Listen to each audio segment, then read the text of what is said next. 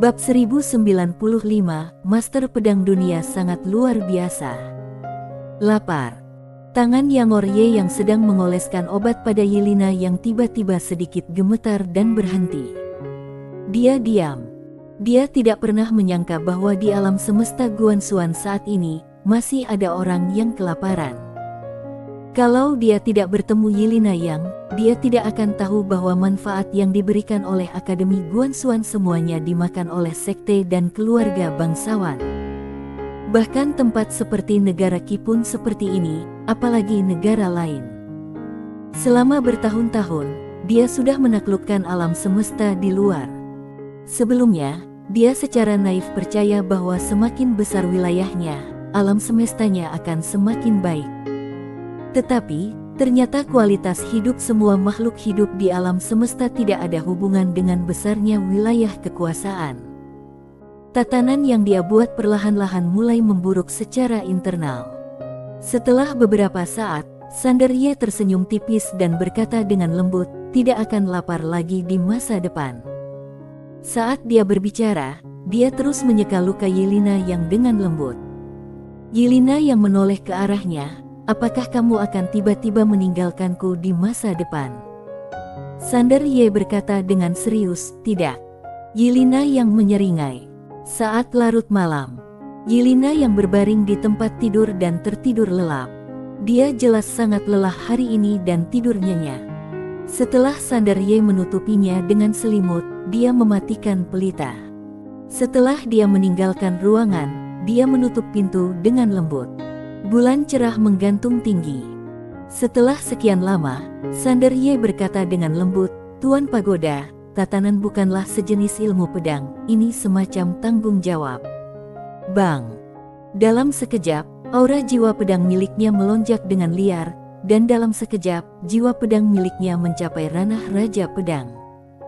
Sanderye sama sekali tidak merasa senang, dia melambaikan tangannya dengan lembut, dan jiwa pedang tatanan langsung menghilang. Semakin besar tatanan, semakin besar pula tanggung jawabnya. Keesokan harinya, saat fajar, Yelena yang berlari keluar kamar. Saat dia melihat Sanderye duduk di depan pintu, dia sedikit terkejut. Sanderye tiba-tiba menoleh ke arahnya dan tersenyum, apakah kamu sudah bangun? Yelena yang mengangguk, Sanderye berdiri, berjalan ke arah Yelena yang mengulurkan tangannya, dan berkata sambil tersenyum, kamu tidak bisa absen untuk kompetisi gerbang dalam hari ini. Yelena yang berkedip, apakah kamu menungguku? Sanderye mengangguk, tentu saja. Yelena yang tiba-tiba tersenyum seperti 100 bunga mekar. Detik berikutnya, Sanderye menarik Yelena yang dan berdiri dengan pedangnya. Pedang itu menembus langit dan menghilang ke langit. Di puncak Budo, lapangan Budo. Kompetisi gerbang dalam hari ini bisa dikatakan sebagai acara akbar. Seluruh murid sekte pedang datang lebih awal untuk menempati tempat yang menguntungkan untuk menonton. Biarpun hanya ada lebih dari 70 murid dalam, ada ribuan murid luar. Selain itu, ada murid langsung dan murid sejati. Tentu saja, murid langsung dan murid sejati lebih sedikit, hanya lebih dari 20 orang. Selain murid sekte pedang, beberapa orang dari keluarga dan sekte terkenal negara Qi juga datang lebih awal, begitu pula keluarga murid sekte pedang. Singkatnya, sekte pedang sangat ramai saat ini, dan batu yang mengelilingi lapangan Budo sudah diduduki oleh puluhan ribu orang dan semakin banyak orang yang berdatangan satu demi satu. Kompetisi gerbang dalam. Pemenangnya akan mewakili negara O dalam kompetisi 10.000 negara. Saat Sanderye tiba bersama Yelena yang dan melihat begitu banyak orang, mereka berdua sedikit terkejut. Sanderye mencarikan tempat duduk untuk Yelena yang dan berkata sambil tersenyum. Kamu menonton dari sini. Yelena yang menganggukkan kepalanya, oke. Sanderye dengan lembut mengusap kepala kecilnya dan tersenyum, lalu terbang dengan pedangnya dan sampai ke platform batu. Saat ini, semua murid dalam berada di platform batu.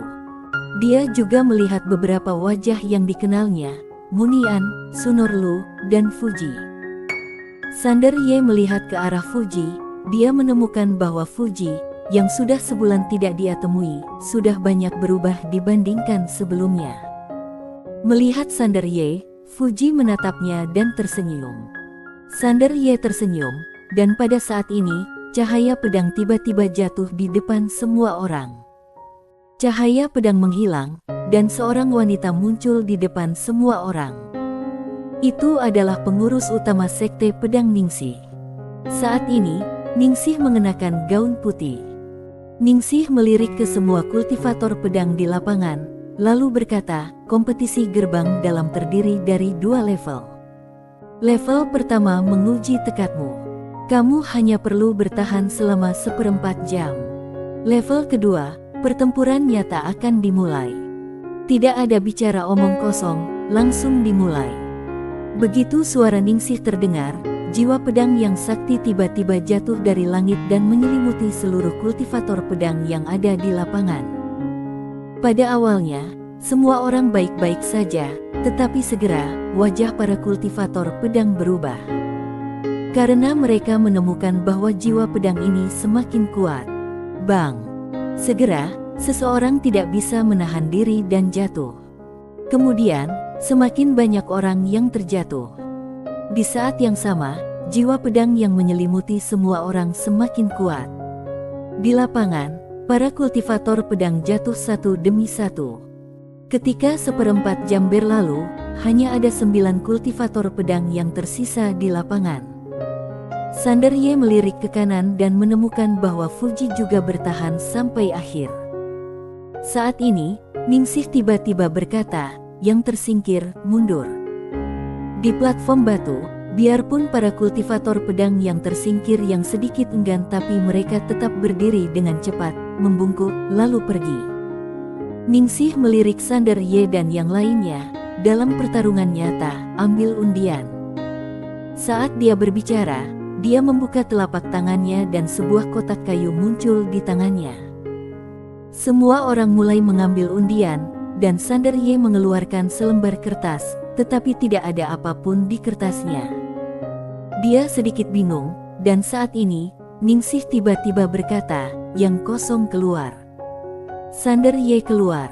Ningsih menatapnya, bebas di putaran pertama. Sander Ye sedikit terkejut, lalu tersenyum dan berkata, oke.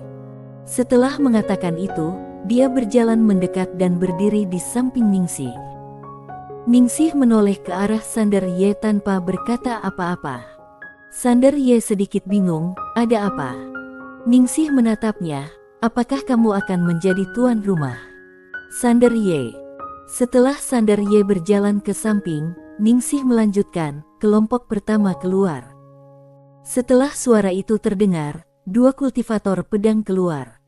Salah satunya adalah Munian, dan yang lainnya adalah kultivator pedang muda. Ketika kultivator pedang itu melihat bahwa dia akan bersaing dengan Munian, wajahnya langsung berubah menjadi pahit. Munian adalah orang nomor 1 di gerbang dalam sekarang. Kalau melawannya, bukankah itu berarti dia akan hancur total? Munian tersenyum dan berkata, Saudara Zhang, silakan.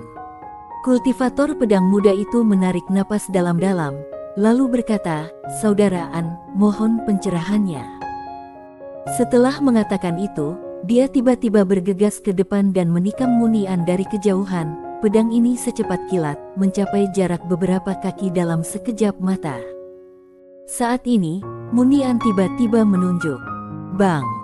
Cahaya pedang hancur, dan kultivator pedang muda itu terlempar ke belakang beberapa puluh kaki oleh efeknya. Saat dia berhenti, pedang di tangannya retak. Bagus! Di lapangan, murid-murid sekte pedang yang tak terhitung jumlahnya bersorak. Munian sangat populer di sekte pedang dan mempunyai banyak penggemar. Wajah master dari keluarga An di luar juga menunjukkan senyuman. Kultivator pedang muda itu melirik pedangnya yang patah dan tersenyum pahit, aku kalah. Munian tersenyum dan berkata, terima kasih sudah mengalah. Saat dia berbicara, dia menangkupkan tangannya dan melangkah ke samping. Kultivator pedang muda itu menghela nafas dengan suara rendah, suaranya penuh dengan ketidakberdayaan dan penyesalan. Saat ini, Ningsih di samping tiba-tiba berkata, "Grup berikutnya." Saat ini, dua remaja melangkah ke panggung hidup dan mati. Saat melihat kedua orang itu, Sander Ye tercengang. Yang naik adalah Fuji, dan lawannya adalah Guno Tuoba. Para musuh sangat berjodoh. Melihat lawannya adalah Fuji, Guno Tuoba tiba-tiba tertawa dan berkata, "Kali ini, kamu tidak seberuntung itu." Fuji tidak memiliki ekspresi di wajahnya dan tidak berkata apa-apa. Guno Tuoba tersenyum dan berkata, "Ayolah, jangan bilang aku tindas kamu, aku akan membiarkanmu menggunakan 3 pedang dulu." Fuji meliriknya, dan dia tiba-tiba mengetukkan yan kakinya. Detik berikutnya, dia menghilang dari tempat seperti guntur.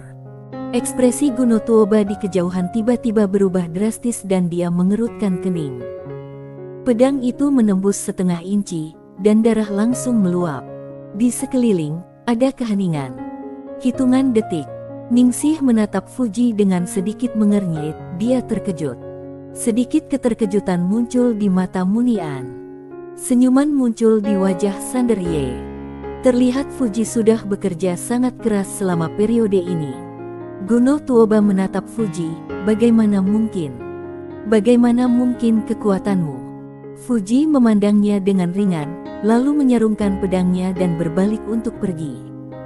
Saat ini, Guno Tuoba tiba-tiba berkata dengan marah, "Tidak mungkin." Saat dia mengatakan itu, dia menikam Fuji dengan pedangnya. Terjadi keributan di lapangan. Orang sudah menunjukkan belas kasihan, tetapi kamu masih ingin mengambil tindakan. Lancang. Di bawah, Ningsih sangat marah. Saat suaranya terdengar, sebuah pedang terbang keluar. Wajah Guno Tuoba sepucat kertas. Baru pada saat inilah dia tahu apa yang sudah dia lakukan, dan dia buru-buru berkata, "Pengurus Ningsih, aku." Ningsih menatap Guno Tuoba dengan dingin, "Sekte pedang tidak menerima orang yang hina dan tidak tahu malu. Kemarilah, segera keluarkan dia dari sekte pedang. Segera diusir dari sekte pedang." Mendengar perkataan Ningsih, ekspresi Guno Tuoba tiba-tiba berubah. Dia buru-buru berkata, "Pengurus Ningsih, kamu tidak berhak melakukan ini, kamu." Pada saat ini, dua tetua sekte pedang tiba-tiba muncul di sampingnya. Guno Tuoba merasa ngeri. Tiba-tiba, seorang lelaki tua muncul di hadapannya. Orang yang datang tidak lain adalah Siamo Tuoba, pemimpin keluarga Tuoba. Siamo Tuoba berkata dengan suara yang serius, "Pengurus Ningsih, kamu tidak berhak melakukan ini." Dia diterima di sekte pedang lewat ujian. Ningsih berkata dengan dingin, "Bawa pergi." Mendominasi. Kedua master pedang sekte hendak membawa pergi Guno Tuoba, tetapi saat ini, Siamo Tuoba tiba-tiba meraung, "Mari kita lihat siapa yang berani." Ningsih menatap Siamo Tuoba, "Oh." Siamo Tuoba melirik ke arah Ningsih, dengan ekspresi jijik di wajahnya, "Pengurus Ningsih, aku memberimu muka, lalu kamu benar-benar menganggap dirimu penting. Biar ku beritahu, leluhur keluarga Tuoba berhubungan sehidup semati dengan master pedang manusia saat itu. Kalau kamu menyentuh keluarga Tuoba maka kamu akan menyentuh master pedang dunia. Master pedang dunia tidak akan ampuni kamu." Master pedang manusia. Wajah Ningsih tiba-tiba menjadi sangat jelek. Semua orang tahu keluarga Tuoba memiliki hubungan dengan master pedang dunia. Pada saat ini, sebuah suara tiba-tiba terdengar dari lapangan, "Apakah master pedang dunia luar biasa?" Bersambung.